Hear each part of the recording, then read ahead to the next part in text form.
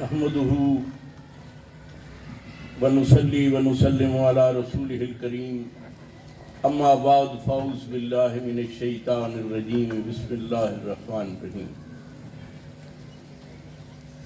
محترم جناب سر محمد سلیم گنجال صاحب، ڈائریکٹر ایجوٹاپ اسکول، جناب ملک فیصل یار صاحب پرنسپل مدرسہ حاضہ، محترم اساتذہ کرام اور عزیز طلبہ، آج کا یہ پروگرام نہایت اچھوتا پروگرام ہے، کیونکہ خود اقبال فرماتے ہیں، سر سلیم صاحب بھی فرما رہے تھے کہ اقبال کا پیام، تو اقبال خود فرماتے ہیں کہ اوروں کا پیام اور ہے، میرا پیام اور ہے، عشق کے درد مند کا طرز کلام اور ہے۔ میں سر سلیم کو خراج تحسین پیش کرتا ہوں کہ وہ اپنے عمل سے، اپنے پیام سے، اپنے کردار سے، اپنی سعی سے، اپنی محنت سے اقبال کے نظریات کے مطابق شاہین بچوں کو بالوں پر دے رہے ہیں۔ اور میرا موضوع سخن جو ہے آج وہ اقبال کا ایک انتہائی نفیس نکتہ ہے کہ یہ پیام دے گئی ہے مجھے بعد صبح گاہی، یہ پیام دے گئی ہے مجھے بعد صبح گاہی، کہ خودی کے عارفوں کا ہے مقام بادشاہی، تیری زندگی اسی سے تیری آبرو اسی سے، تیری زندگی اسی سے تیری آبرو اسی سے، جو رہی خودی تو شاہی نہ رہی تو سیاہی۔ اقبال نے خودی کا درس دیا کہ کروڑوں کے ڈھیر لگا دیے جائیں، جتنا بھی لالچ دے دیا جائے، جو خودی کا فقیر ہوتا ہے وہ کسی کی باتوں میں نہیں آتا۔ اور خودی کے لیے اقبال نے 3 سٹیپس کو مرکز بنایا۔ عزیز طلبہ میری بات کو ذرا سمجھنے کی کوشش کریں۔ پہلا سٹیپ جو ہے وہ اطاعت خداوندی ہے۔ یہ خودی ایسے نہیں آ جاتی، خودی کے لیے محنت کرنی پڑتی ہے۔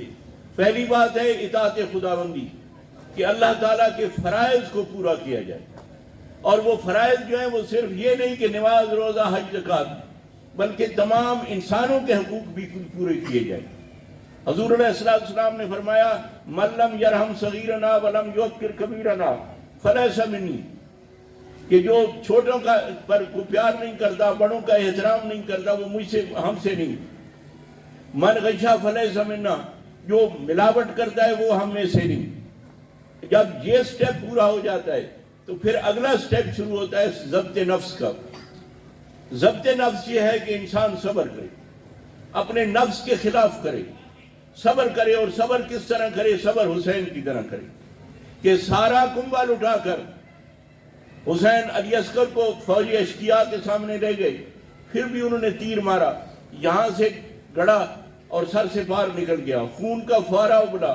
حسین نے ہاتھ میں خون لیا اور عرض کی مولا اگر تو راضی ہے نا تو حسین بھی راضی۔ یہ ہے ضبط نفس۔ بدلتے رہتے ہیں انداز کوفی و شامی، لیکن شبیر کا مقام وہیں کھڑا ہے۔ پھر اس کے بعد جب یہاں تک پہنچ جاتا ہے تو نیابت الہی کا معاملات، پھر انسان خدا کا نائب بن جاتا ہے۔ حدیث قدسی کے مطابق گفتہ او گفتہ اللہ بود، گفتہ او گفتہ اللہ بود، فاروق صاحب، گرچہ از حلقوم عبداللہ بود، اگرچہ ان بندے کے منہ سے بات ادا ہوتی ہے لیکن ہوتی خدا کی بات ہوتی ہے۔ اللہ تعالیٰ خود فرماتے ہیں کہ وہ حدیث قدسی میں ہے کہ وہ میں بندے کے منہ بن جاتا ہوں، میں بندے کی زبان بن جاتا ہوں، میں بندے کی پرواز بن جاتا ہوں۔ یہاں پر پھر اولیاء اللہ کا ختم ہوتا ہے۔ تو اللہ تعالیٰ آپ کو خودی کا شناور بننے کی توفیق عطا فرمائے، تاکہ آپ خودی کے پاسبان بنے، اور پھر خودی کا جو پاسبان بن جاتا ہے ساری دنیا جو ہے اس کے قدموں کے نیچے ہوتی ہے، اس کو کسی بات کی کوئی پرواہ نہیں ہوتی۔